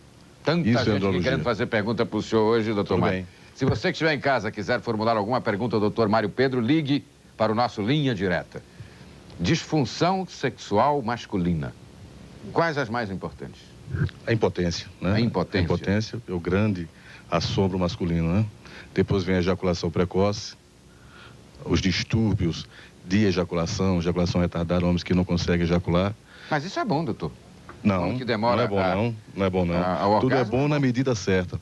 Você sabe que o homem tem, inclusive, a ideia de que uma ereção prolongada é boa, e não é. Ah, não é? Uma ereção prolongada depois de 1 hora, a gente chama de priapismo, e ela se torna dolorosa, desconfortável, e é uma emergência médica. Para o homem não é, mas para a mulher é? Bem, não tanto tempo, também, depende. Né? Depende. Agora, como corrigir, doutor Mário Pedro, por exemplo, a ejaculação precoce? A gente tem a ejaculação precoce ainda como um problema psicológico, né? Quando a gente faz a formação, o início sexual, todos os erros, todas as dúvidas estão no início sexual. As causas orgânicas a gente procura e são poucas, né? E as causas orgânicas são mais comuns no homem maduro, no homem de 45, 50 anos. Nos mais jovens, e a ejaculação precoce acontece muito nos rapazes mais jovens, geralmente é de cunho psicogênico. E a gente faz um apoio... Doutor, desculpe, psicogênico? Psicogênico criada pela cabeça, né? Pelos medos, pelas fantasias, pelas ansiedades. Perfeito. E isso vem do início sexual, do aprendizado que aquela pessoa teve, da sua primeira noção de sexo. Aí começa tudo errado e ele leva isso para a vida de adulto, de companheiro. Perfeito. E nós fazemos um tratamento baseado em ansiolíticos e em alguns exercícios locais e sempre pedimos o apoio psicoterápico, ou seja, um psicólogo que possa ajudar essa pessoa. É curável, portanto? É curável. Todos esses problemas são curáveis? É curável, só que nós orientamos o seguinte: quanto mais cedo o paciente procura a ajuda médica, mais fácil ele vai ter o sucesso no tratamento. Então, um homem de 50 anos que é ejaculador precoce desde os 14, fica mais difícil ser tratado. Olha, amanhã nós teremos aqui a doutora... Não, ela não é doutora, é dona Lúcia Espíndola, da Agência de Namoros. Já que estamos falando do doutor Mário Pedro, problema, né, disfunção sexual, amanhã a Agência de Namoros aqui vai lhe ensinar como você deve começar o seu namoro. Você, moça com o rapaz, você, rapaz com a moça. Doutor Mário, um homem de 40 anos, não, um homem de 45 anos, ele naturalmente, ele perde a potência sexual ou não? Não, ele sofre modificações naturais. Portanto, sofre. Porque todo organismo, ele envelhece e, consequentemente, o pênis também envelhece. Sim. Então, um homem de 45, 50 anos, ele vai ter uma ereção de qualidade menor. Ah, é? Né? Ele vai ter reflexos menores. Eu acho que alguns, não são todos não, viu, Não são doutor? todos. E depende... Todos? Não, não são todos. A gente chama isso climatério masculino. E não acontece em todo o universo masculino, acontece em parte dele. Mas há uma modificação. Então, a resposta sexual, na maioria dos homens de 50 anos, é mais lenta. Sim. É claro que se ele tem uma aventura, né, aquela garota que ele sonhou, desejou, naquele momento ele vai ter uma ereção e um desempenho incrível. Mas normalmente na vida dele, conjugal, em casa, ele vai ver que modificou alguma coisa. Cheiro tem alguma influência? Muita, né? O cheiro, a visão, né? O tato. Qual o cheiro mais agradável ao homem? O cheiro da mulher. Mas de que parte? Isso varia muito. Varia? Né? Varia muito, né? Pode ser do cangote? Pode. Enfim. Genital. Sim. Isso é individual. E qual o cheiro do homem que é mais agradável à mulher? Eu penso que é igual. Igual. Né? O cheiro faz parte até do primeiro entrosamento, né? Sim. Tem pessoas que pelo cheiro já aceita ou não um parceiro. E a área varia de pessoa para pessoa. O problema de próstata afeta a potência sexual? Parcialmente. Câncer, por exemplo, de próstata? Câncer, sim. É porque, veja bem, aos 45 anos, o homem que tem uma próstata normal, a próstata é um órgão que está entre a bexiga e a uretra e que tem a função de secretar o líquido que vai alimentar e manter os espermatozoides. Então, essa próstata é pequenininha, ela tem o tamanho de uma uva até os 40, 45 anos. A partir dessa idade, é um desequilíbrio hormonal e essa próstata começa a crescer. Nós dizemos que 60% dos homens, a próstata cresce. Tanto é que o homem de 50 anos urina diferente, né? Mais devagar. E mais devagar? Mais devagar? Mais lento, claro. Né? Levanta mais vezes à noite também. Então, essa próstata com aumento que a gente chama quase fisiológico, que é o aumento normal para a idade, o paciente não tem muita alteração sexual. Mas à medida que essa próstata aumenta 3, 4 vezes, então começa a comprometer a ejaculação, a ereção. Aí vem as cirurgias. A cirurgia feita comumente, que é feita pela uretra, e a que é feita através de corte no abdômen, mas que é para cirurgia benigna, ela compromete muito pouco a função sexual. Já a prostatectomia radical, aquela que é feita para câncer, onde você tira a próstata, bexiga, vesícula seminal, essa compromete bastante a vida sexual masculina. Que pena, tinha um ouvinte, tinha uma pessoa na linha direta querendo fazer pergunta, mas o tempo está bastante estourado. Mas o doutor Mário Pedro estará aqui toda semana, né, doutor Mário? Se você me convidar, estarei. Nosso e-mail, vamos ver se eu lembro. brasiliaurgente@nutecnet.com.br. Você pode dispor do nosso e-mail, mandar a sua mensagem aí pelo e-mail, pelo nosso fax, que também vai aparecer o número do fax em seu vídeo e vai poder participar em linha direta. Hoje, infelizmente, não dá mais. Mas mande e-mail, que na próxima participação do Dr. Mário Pedro aqui, nós estaremos, aliás, ele estará respondendo às suas questões. Seguramente. Esse assunto que isso vai durar a vida inteira, né, doutor Mário? Importante sobre próstata, que operando a próstata, o homem não ejacula mais. E isso, às vezes, passa desapercebido. Não sente mais prazer? Não, ele tem um orgasmo. Orgasmo e ejaculação são coisas diferentes, apesar de que acontece no mesmo momento. Mas quando você opera, tira a próstata, a sua ejaculação acaba. Então, você tem o orgasmo seco, tem as mesmas sensações sexuais, mas não sai o líquido. Então, aquele líquido é todo para... Alguma pergunta, Adolfo? Me dá só um minutinho para Adolfo. Gostaria... A terceira idade está chegando e eu procuro, então, entender a ciência que providencia para uma qualidade melhor. Sob o ponto de vista andrológico, seria a avaliação prostática.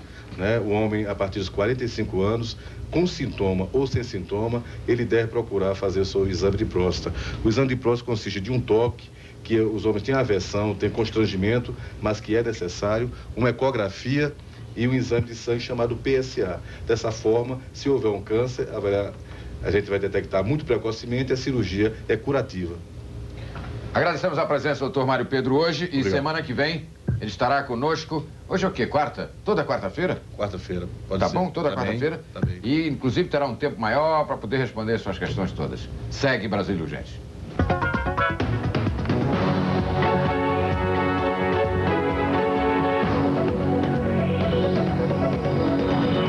Estamos chegando ao final do nosso programa, mas eu gostaria de fazer uma homenagem. E para você que está em casa, nós vamos fazer isso de novo, mas eu queria mostrar logo agora os companheiros que fazem os bastidores do programa, os pilares deste programa, além do elenco e da produção.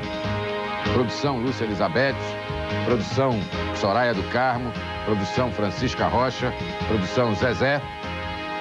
É Zezé? Eu de repente... Zezé, né? Desculpa. A Zezé, depois eu vou explicar cada uma delas.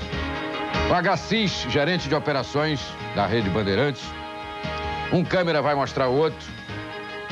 O nosso diretor de TV, Sérgio Marques, que está ali cortando, espero que esteja aparecendo bem no seu vídeo. Está lá o Sérgio Marques, a Beta Lúcia Elizabeth, a Graça Araújo, que é a responsável também pelas frases, e a Soraya do Carmo está ali atrás.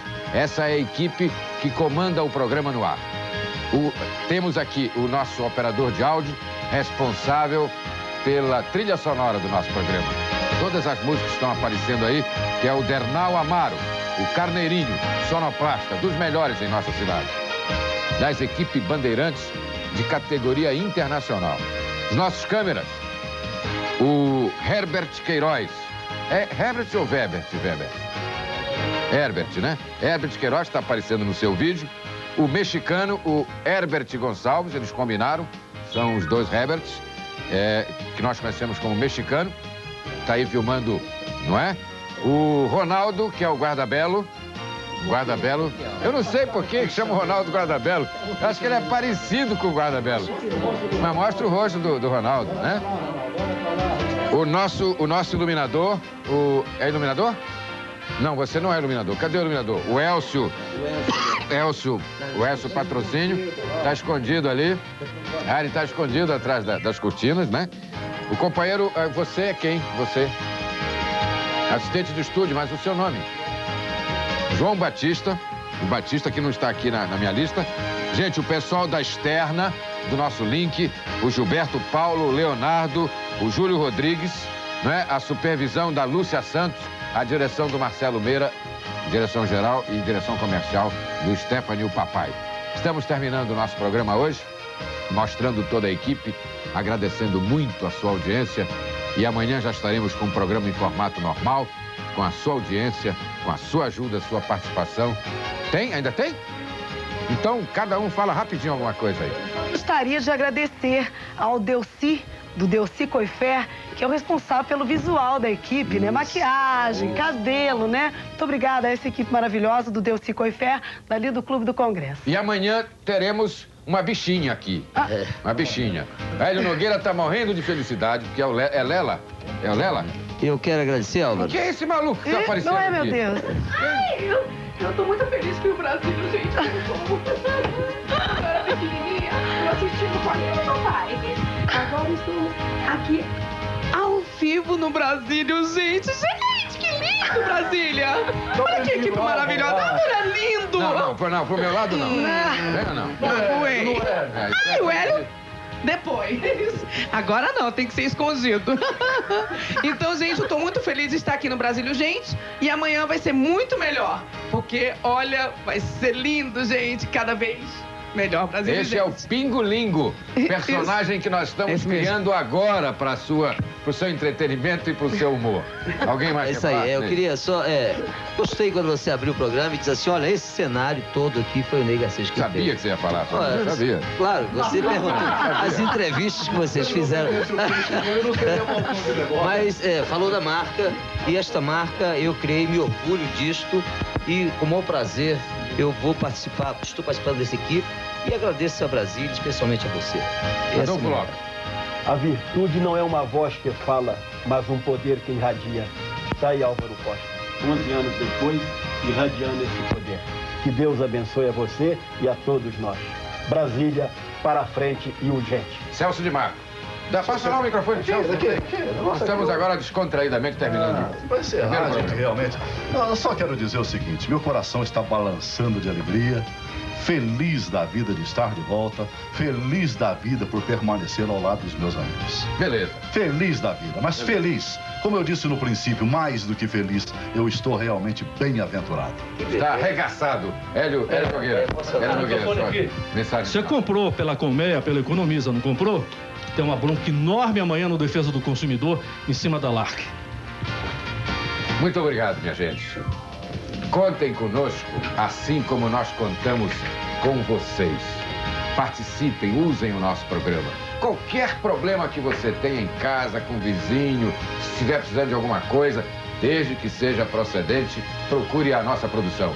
E você, anunciante, se quiser anunciar, anuncie, procure-nos, tá bom? Muito obrigado, uma boa tarde e até amanhã, se Deus quiser.